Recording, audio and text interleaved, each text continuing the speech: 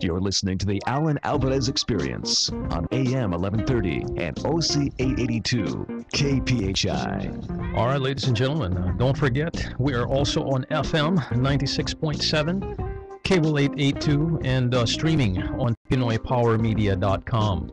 Hindi lang audio yan mga kababayan, nandito rin tayo sa video streaming.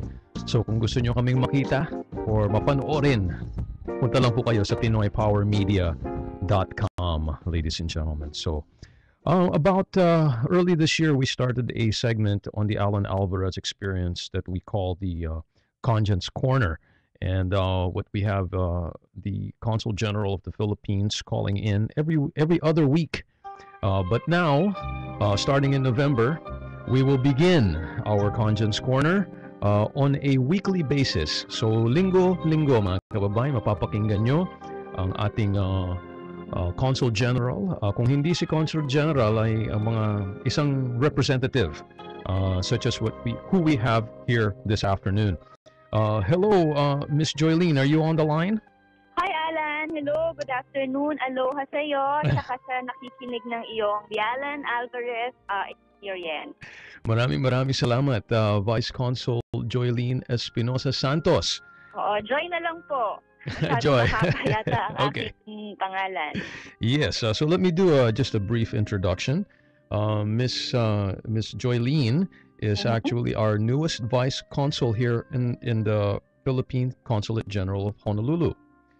She is a career diplomat, starting with the Passport Division at the Office of Consular Affairs, and working her way up to this position. She has studied at the University of the Philippines and also Ateneo de Manila. Katulad ng aking asawa, si Attorney Roda. Oo, pareho kaming alumni ni Attorney Roda. Yes, Blue Eagles, tawag nila Blue dyan. Eagles, yes. Yes. Kaka-champion lang sa basketball. Yes, and then, I encourage you, mga kababayan, bisitahin niyo po ang ating konsulado and get to know our consuls there kasi mabait po sila at marami din silang alam tungkol sa ating mga issues dealing with the Philippines. So welcome to the program, Miss Joylene. Yes, oo. Thank you, Allan. Thank you for having me here. And Consul General Torres is currently on a personal trip. Nasa Manila siya ngayon, but we expect him to arrive siguro this week. And then, but in the meantime, he has instructed me to be the one to appear or be here at the Congen's Corner. So ako po muna ngayon, so mag-uusap kami ni Allan. Yes, and I think we're going to try a new format for this Consul General Congen's Corner. And umpisahan na natin. Why don't we talk about this? Ang gagawin natin, mag-uusapan natin ng isang storya galing sa Pilipinas, mostly headline news on what's happening in the Philippines. Yes, at ngayon, itong headline na nakita ko at pag-uusapan natin ngayon ay tungkol sa peso na lumalakas. Na magiging in the 30s level next year to the dollar. Tapos ang sinasabi nila dito kasi daw napakagandang Pilipinas ngayon na para mag-invest. Totoo yan, Allan. Alam mo, itong balitang ito itong nakita natin sa dyaryo tsaka sa internet, itong paglakas ng piso against the dollar, ito ay positive news. We welcome this as a positive news because it is a reflection that indeed the Philippine government is undertaking efforts to improve its economy. So nagre-reflect ito na magandang ating ekonomiya. Makikita rin natin ito sa ating upgrade ng credit rating agencies. Kung mapapansin natin or makikinig tayo ng balita, simula pa nung nakaraang taon, ang Pilipinas, nabibigyan siya ng upgrade ng major credit rating agencies katulad ng Moody's, Standard and Poor's. Yon, binibigyan nila tayo ng credit rating agency ng positive rating. Ibig sabihin na niyan tumataas ang level ng investor confidence sa ating ekonomiya kasi kaya nating magbayad. Alam nyo, Vice Consul, parang hindi Pilipinas ang pinag-uusapan natin. Parang Hong Kong or some kind of another, tiger in Asia. Actually, ang Pilipinas, naka-project na siya. Isa na siya sa magiging one of the tigers of Asia. Hindi kung titignan mo nga yung mga balitang lumalabas, iisipin mo, Pilipinas ba to at first glance? Ang ganda ng pakinggan eh. Oo, magandang development. At sunod-sunod yan, tuloy-tuloy yan. Yes. So what do you think, Joy, are the factors that are contributing? Alam ko tinaasan ng rating ng Moody's and Standard and Poor's yung ating our ability to pay. Ano pa kaya sa tingin nyo, Joy? Marami kaming nakikita diyan. Unang-una sa lahat, sabihin na natin itong good governance and anti-corruption agenda ni President Aquino. Yun, maganda malaki yun. ang naitulong nito. Yes. Oo. Dahil ang sinasabi lagi ng ating mahal na presidente, good governance results to good economics. Mm-hmm. So, the effects of our reforms, they are already being manifested in the lives of our countrymen. Napapansin natin ito. Si President Aquino rin, bunsod nito, nakakakuha siya ng exceptional approval and trust ratings. Recently, ang Pulse Asia nag-release ng survey, sinasabi, ang approval ratings ng ating Pangulo ay naging 78%. Kung mapapansin natin, last 2 years, nung, di ba, kaluluklok niya ng nung naging presidente siya ng 2010, doon mataas ang ratings niya. Pagkatapos ng 2 taon, doon ulit tumaas ng ganong level, 78%. So, isa yun sa mga, I think, bukod sa plataforma ng ating Pangulo, masasabi rin natin na nag-contribute dito yung pataas na remittances ng ating mga overseas foreign workers. Nagiging iyon ang isa sa mga pinakamalaking sources ng foreign currencies na pumapasok sa Pilipinas. Yes. Pero bilang isang diplomat at miyembro ng isang ng DFA, let's say DFA, kasi malaking ano yan ng Philippine government. May nakikita ba kayong nag-iba pagkadating ni Presidente Aquino within the DFA itself, or do you observe anything on other government agencies na nag-iba? For example, I know in palagi nila sinasabing customs. There's always a problem with customs. Okay. There's always a problem with taxation. Okay. Sa inyong observation, Joy, Vice Consul Joy, sa tingin niyo ba talagang may nag-iba pag nung dumating si Aquino? Masasabi ko malaki ang pinagkaiba. Una pa man, bago pa man siya maluklok sa pwesto, habang nangangampanya pa siya, ang kanyang plataforma talaga ay anti-corruption. Good governance, anti-corruption, accountability, transparency. Ang gusto ng ating presidente, giving to the Filipino people what is due them. So, kung mapapansin natin, ang kanyang unang SONA, anti-wangwang. So, yeah, that's right. Alala natin, Yeah, I remember that, Joy. Mula noon, wala na. Tinatanggal niya ang korupsyon. Marami nang natanggal sa pwesto dahil sa napatunayang corrupt sila. Pagkatapos, kung alam din natin ang nangyari sa ating ex-president, si former president, ngayon ay Congresswoman Arroyo, na may plunder charges. Bukod dyan, patuloy ang ginagawa ng ating gobyerno para maisulong yung plataforma ng ating presidente na good governance and accountability. Sa DFA naman, kung ikukwento ko lang, kasi di ba nandun ako, nag-handle kami ng passport. Yes, ma'am. Ang mapapansin ko lang, mas mabilis. Naging mas mabilis ang proseso. Kasi, kasama sa sinasabi nating transparency is giving the people enough information, adequate information.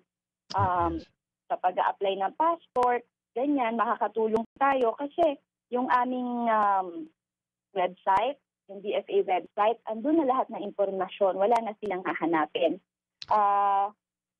So, iyan ang masasabi kong napansin ko. Napansin namin sa pamamalakad ng ating Pangulo.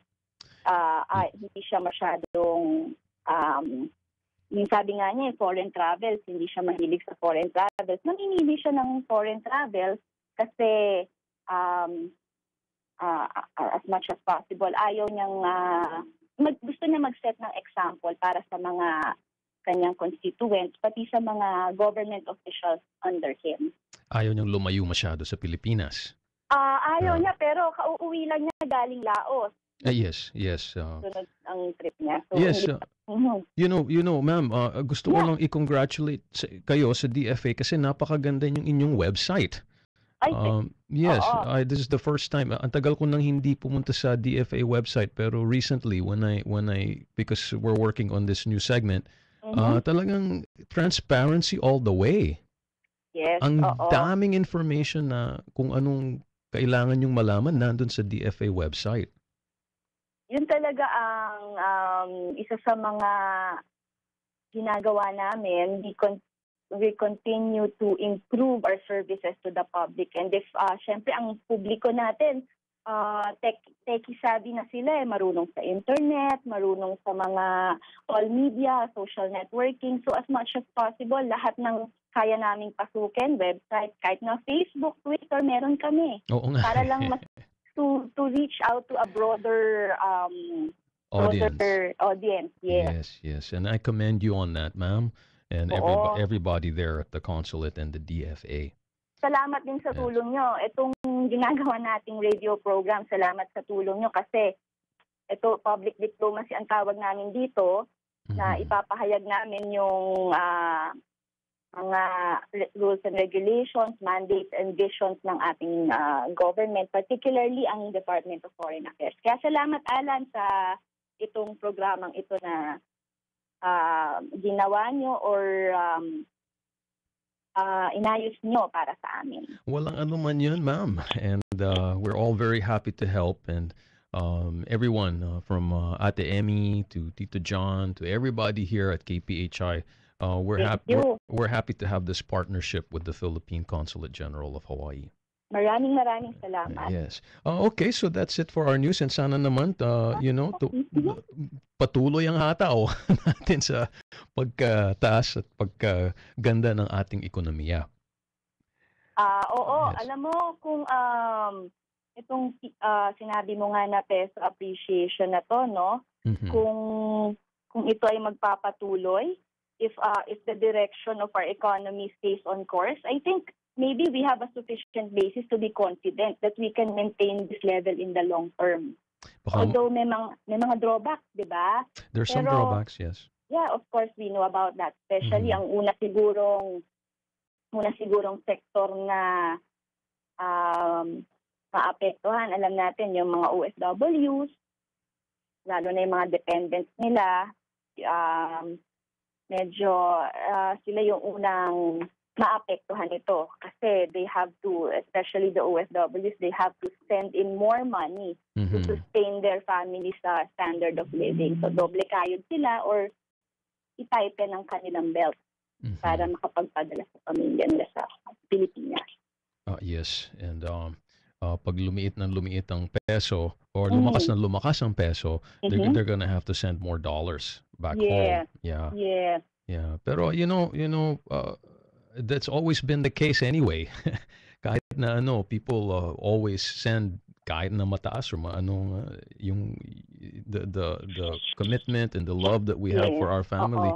It surpasses the foreign exchange, you know. Ganun talaga tayo mga Pinoy, malayo, malapit, basta pamilya, kahit hindi mo na sila immediate family, ano? Kahit na kapitbahay. Anak ng kapitbahay lang.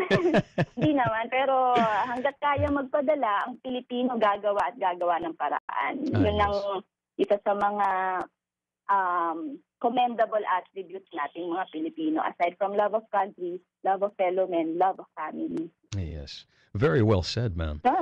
Yeah, so that wraps up our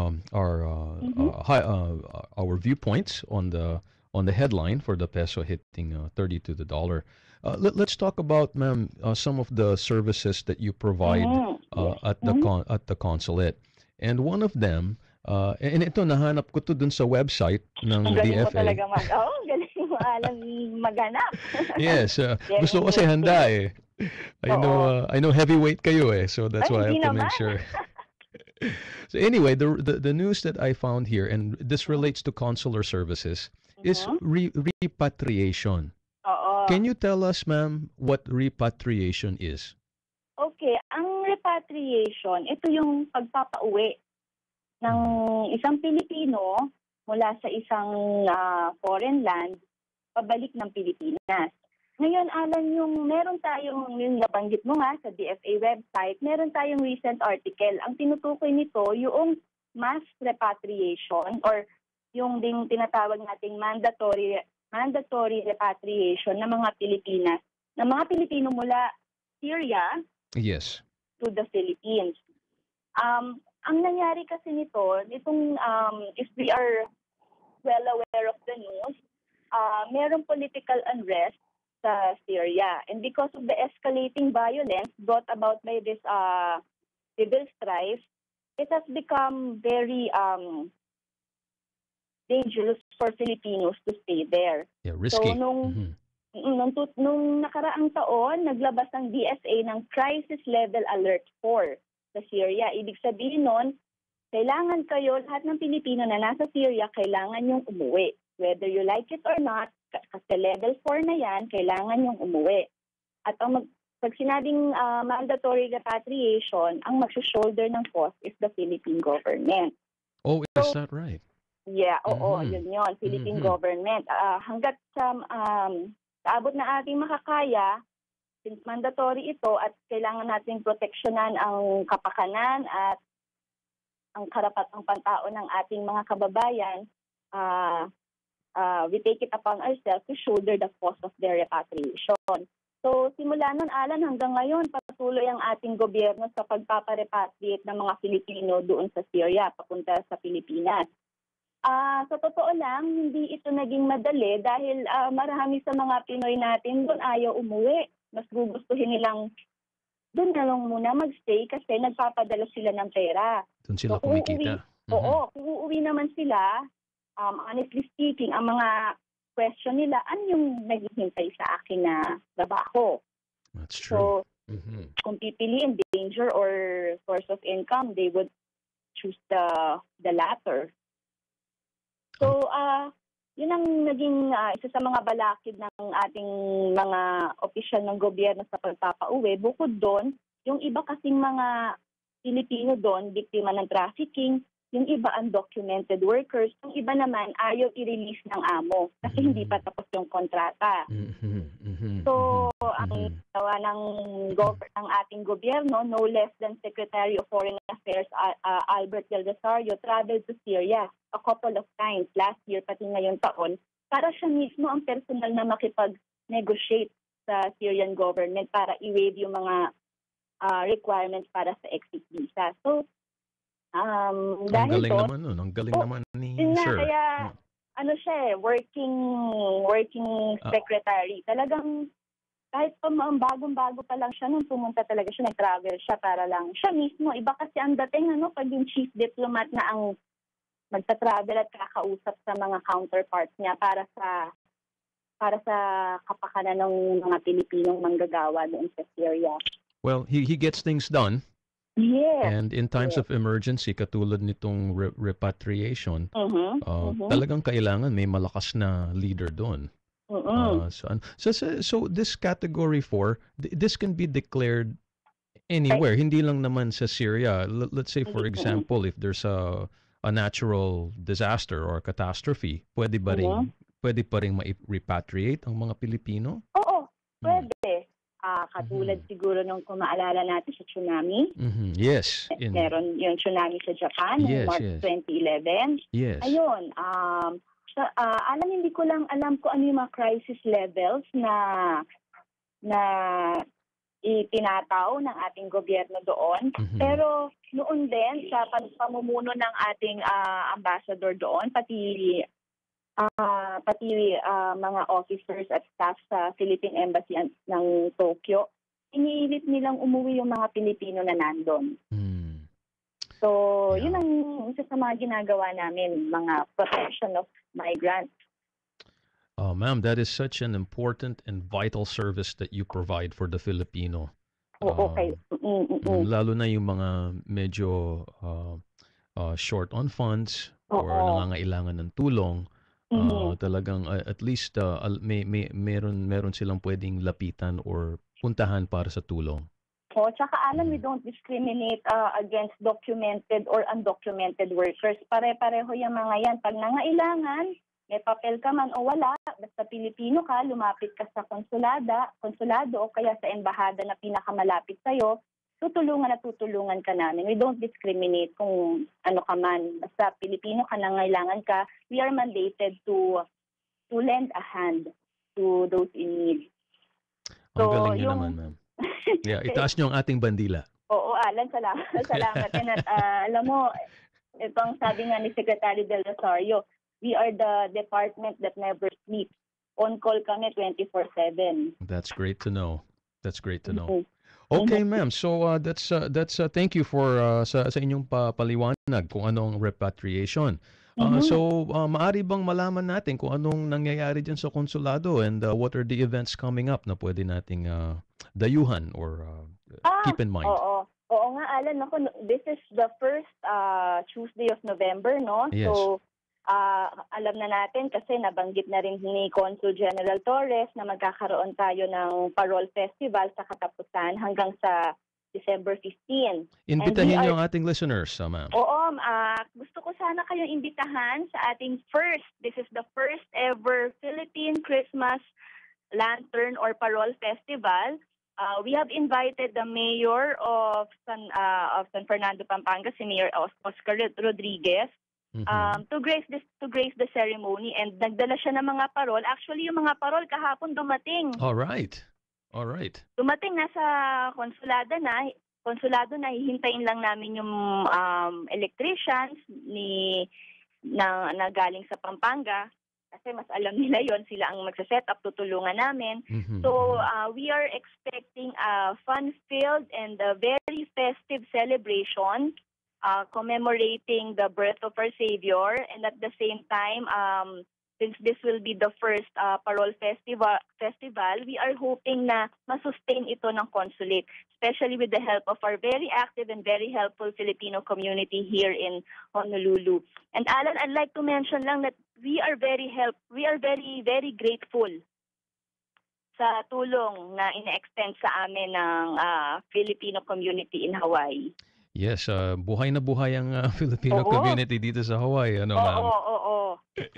Yes. Kaya hindi ako na-homesick eh. Yeah, I know. Ito, nasa radyo ka pa, ma'am. So, baka maging sikat na sikat ka, Joy. Ay, pero I don't sing, ha? Oh, you can't sing, ha? But we'll see. May baka mag-karaoke tayo. Sige. Okay, so that's the Parol Festival, and that will be on November 30. November 30. Hanggang December 15. All right. We will display paroles within the consulate's premises. And also, Allan, kung nabasa ng ating mga tagapakinig na darating dito, isa ang ating National Economic Development Authority Director General, si Arsenio Balisacan. Wow. Pupunta siya dito upon the invitation of the University of Hawaii. Si Director Dr. Balisacan was a student. He graduated from the UH. Oh, he did. University of Hawaii. He got his degree there noong 1985, BS Economics. Oh, Dr. Balisacan is with the National Economic Development Agency. Authority. Yes. And maganda yun kung makakapunta siya dito. I heard he's makakuha ba natin siya as speaker during the Parole Festival? Yes, we are working on it. We would like to have him give a public lecture, siguro about his insights on the Philippine economy, where it's going. Mas maganda siguro kung yung top economist ng Philippines, and also hindi lang siya sa Philippines kilala, Southeast Asia, ang nandun mismo para maglahad ng kanyang opinion, kuro-kuro, at kung anong gusto niya sabihin tungkol sa estado ng ekonomiya ng Pilipinas. Mas okay kung nandun siya. We are working on that, and hopefully maka-attend ho kayo ng Parole Festival at mga activities po ng Parole Festival, which will include a lecture from Dr. Balisacan. Kung hindi man sa lecture, baka makuha natin siya para sa kaunting interview dito po sa radyo. Kapareho nung ginawa natin kay nung nakaraan kay with Undersecretary Sandoval. Yes, Sandoval. I heard okay yung naging panayam niyo, maganda ang naging panayam mo sa kanya, and sige Allan, pag may mga gaya ng usapan natin kami sa konsulado, tutulungan namin ang ating mga kababayan dito sa Hawaii para maging mas well-informed sila sa mga nangyayari sa Pilipinas. All right. So that's very nice to hear, Ma'am Joy. And we are now at the end of our segment. And yes, I know. Yun ang sinasabi ko palagi kay Consul General. We get started, next thing you know, tapos na.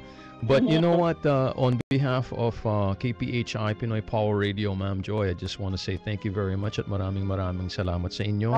Maraming salamat din, Allan. Yes, and we look forward to this weekly segment where we can be enlightened and informed about what's happening with the Philippines through the Philippine Consulate General of Hawaii. Thank you, Allan. Yes, maraming salamat at maraming salamat din. Sa ulitin. Sa ulitin, sana hindi kayo magsawa. Hindi kami magsasawa, ma'am. It was a very nice interview. Thank you very much, Ma'am Joy, and mabuhay po kayo at until next week.